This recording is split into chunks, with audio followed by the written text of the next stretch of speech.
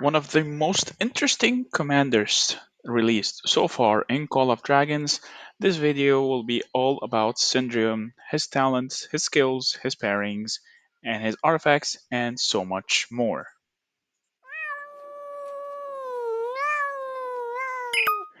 What is up, guys? MEOWER here, back with a brand new Call of Dragons video.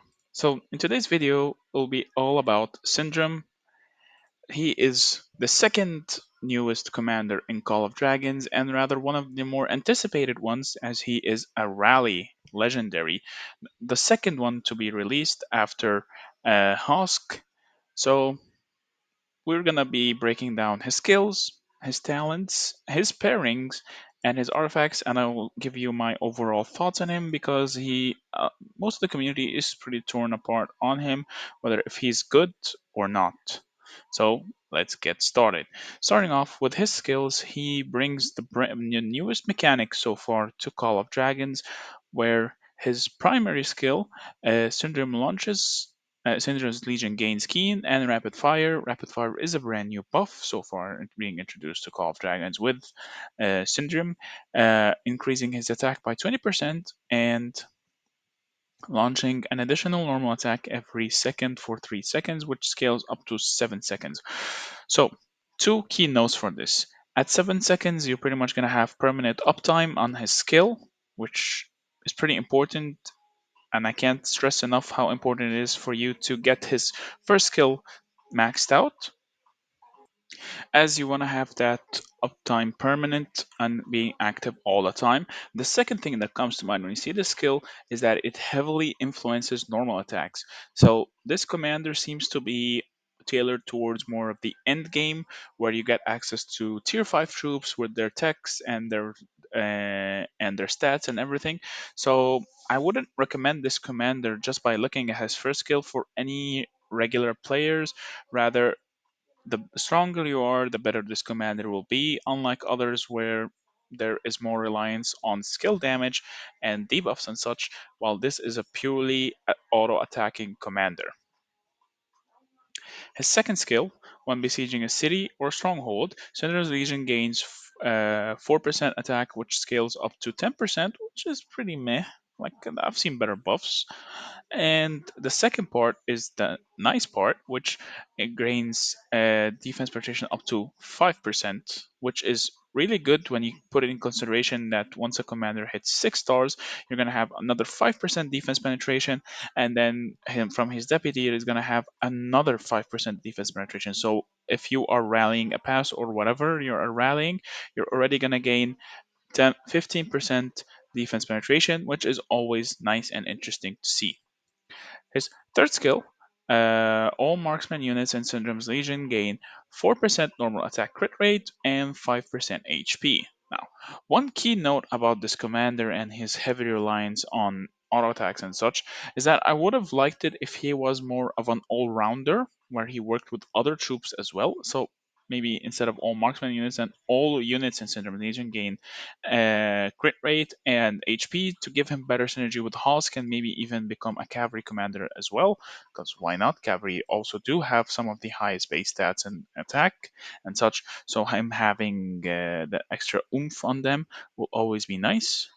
Either way, it's a pretty meh skill.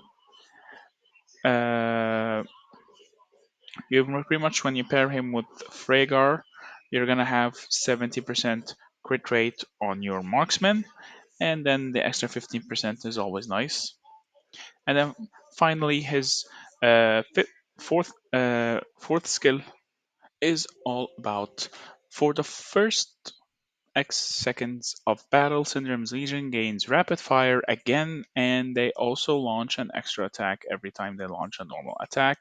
1 second after the battle begins, Syndrome's Legion gains up to 20% attack bonus uh, till the battle ends. So, first thing that comes in mind, even more rapid fire, so even more reliance on auto attacking.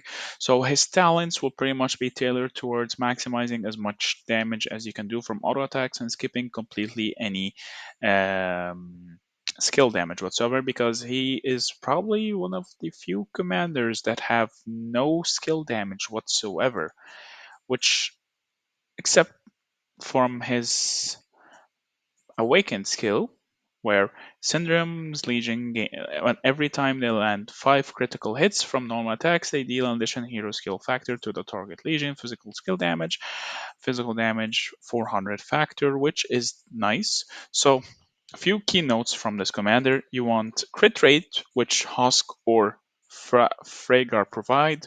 You want to deal as much basic damage or buffing your base stats as much as possible, which also Husk or Fragar provides. So I think you can pretty much guess who his pairings will be when we get to that section of the video. But for now, let's just check his talents.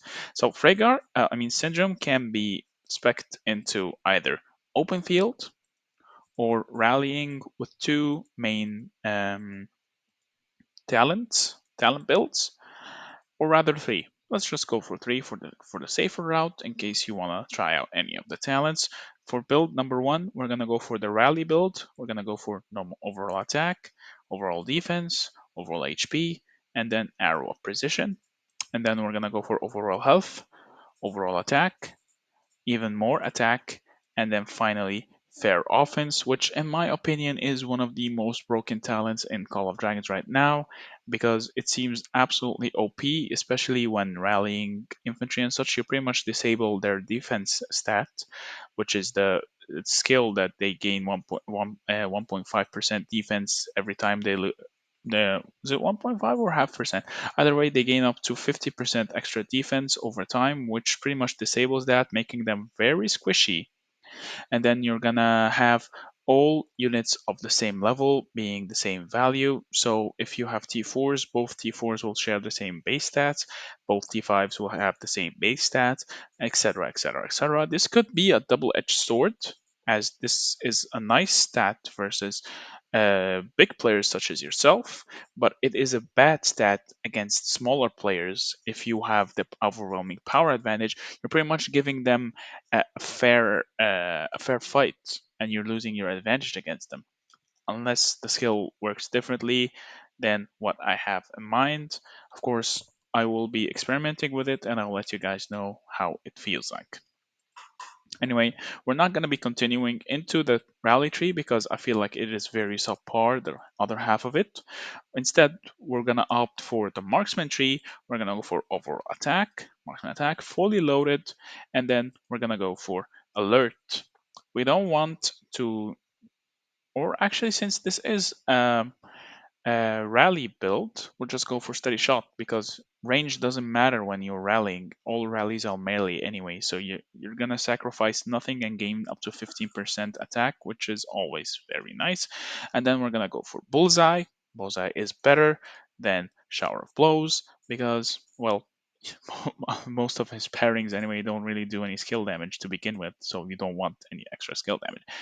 And then you have two options for the remaining of this build. You can either go for Pursuit, where you are actually increasing the damage, normal attack damage taken from the enemy whenever you cast a rage skill, or you can spec into the precision tree and then go for invincible, where you gain onslaught, and launching a normal attack will increase your chance to gain onslaught during normal attack damage by 8%, which is pretty big for 5 seconds, and this has no cooldown, so you're always going to be cycling normal attacks, so you always want to opt for talents that don't have a cooldown in normal attacks.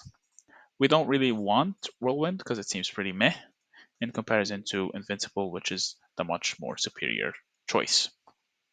So that is it for the rally build. Now for the open field build number one, of course we're gonna go for attack, defense, HP, area of precision. We're gonna use the precision tree as our primary. We're gonna go for overall attack, adrenaline rush. We can go for surrounded weaponry, which is the better choice, of course. Or we can go for counterattack, but I would prefer strengthened weaponry because you don't really do any skill damage to begin with, so you're not really losing out on anything.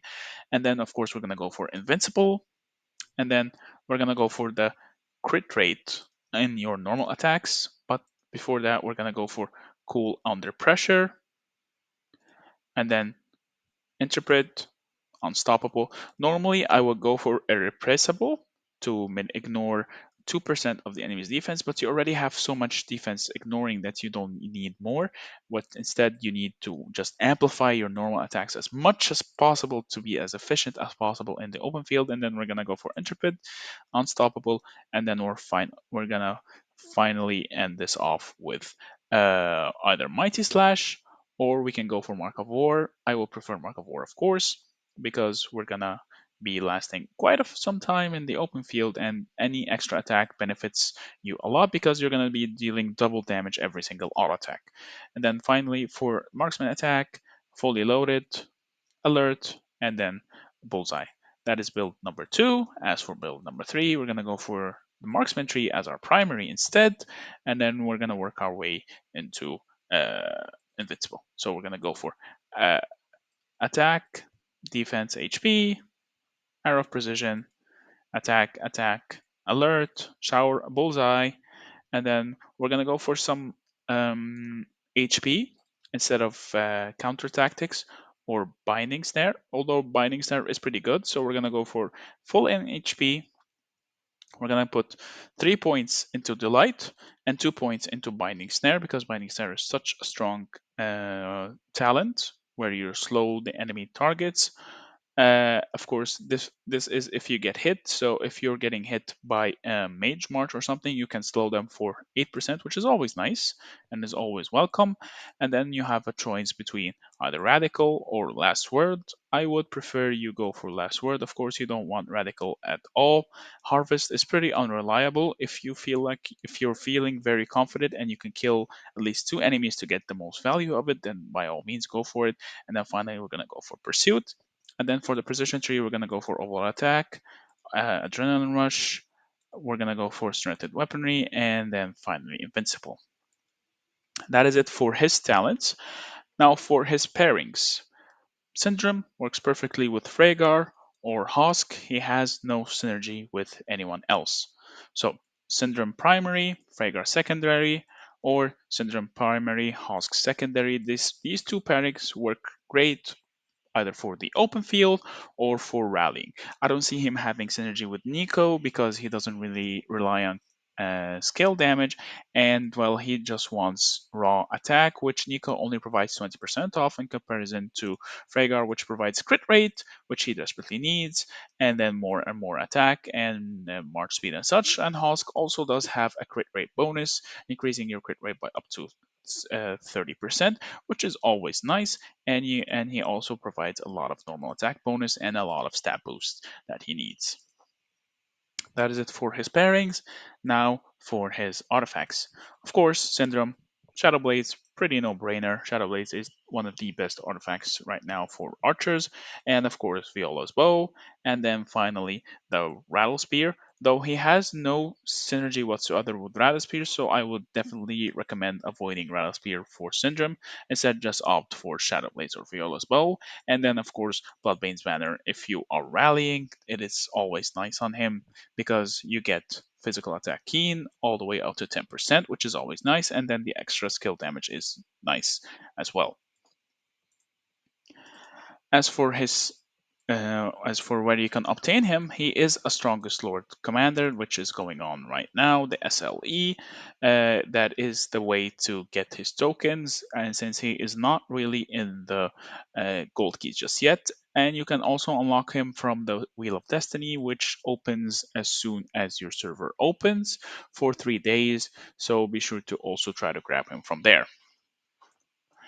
That is it for everything that you need to know about Syndrome. If you like this video, please do drop a like. Don't forget to subscribe, and I will see you in the next video. Meow meow.